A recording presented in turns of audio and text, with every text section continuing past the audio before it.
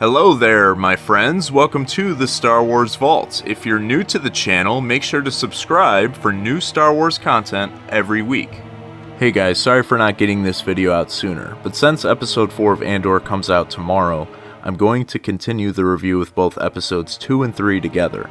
By the way, I appreciate all the nice comments on my Mace Windu and Anakin fan fiction. It means the world to me that you guys really liked it.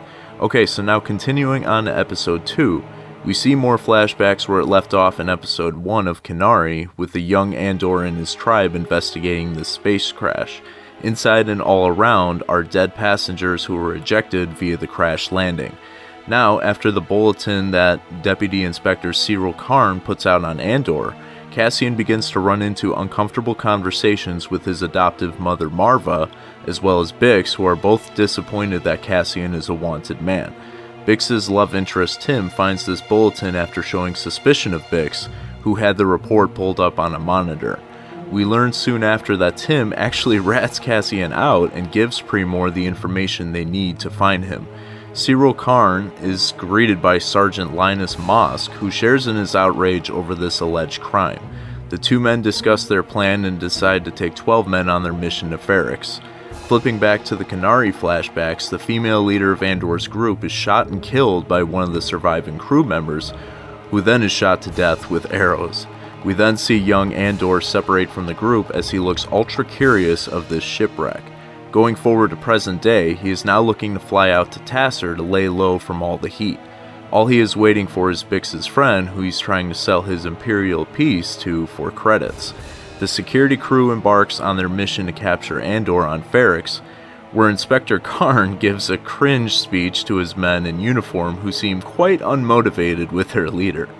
This episode ends off with Luthen Rael, Bix's buyer, flying in on transport to meet Andor once and for all. Now jumping into episode 3, at the start we see Cassian on Kenari creeping into the ship after his group left, inspecting this technology that he has never seen before in his life. He looks scared, but also ready for anything that may surprise him. Fast forward to Ferrix, where Luthen Rael has now arrived and has a quick chat with Bix on where to meet Cassian and what kind of trouble he's in. As the Premor security force approaches Ferrix, we flip back to Kenari, where a slightly younger Marva, along with a companion and her droid B, discover Cassian in the ship.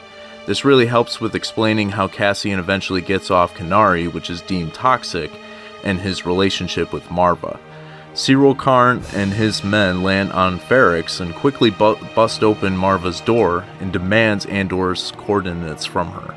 She won't give in, but Cassian makes the mistake of trying to communicate to the droid B through his comlink, which helps Cyril locate where he is. In between all of this, Bix learns of Tim giving Premor the location of Andor, which leads to an obvious fight between the two.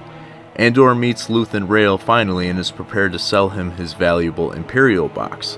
Luthen questions how he pulled this off, to which Cassian answers, "You just walk in like you belong," and how the Empire is so fat and satisfied that they wouldn't expect a guy like him to be able to steal from them.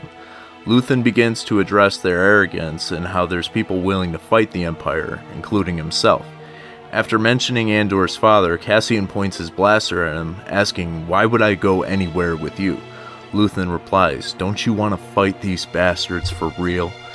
Bix is caught by the guards who caught her running and hold her hostage. She tries to escape a couple of times, and is just physically forced to the ground.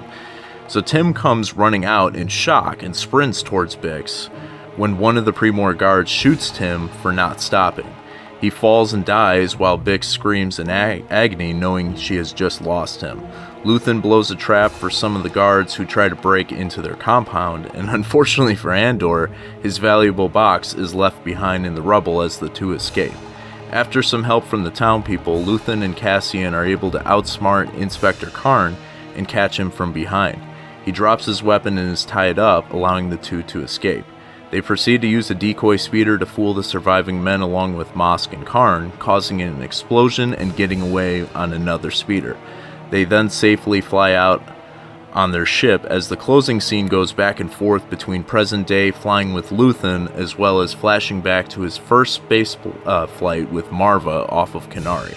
And so there we are, we're all caught up, ready for episode 4 to release very soon. Personally, I'm enjoying the series so far.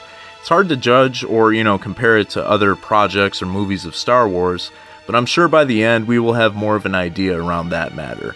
I think these 3 episodes filled their purpose of catching up on the background story of Andor, and it definitely seems like it will be kicking into high gear for the next few episodes. Now Luthen and Cassian are together, so it should be interesting to see how this will connect to the other featured characters from Rogue One and what they will do in opposition of the Empire.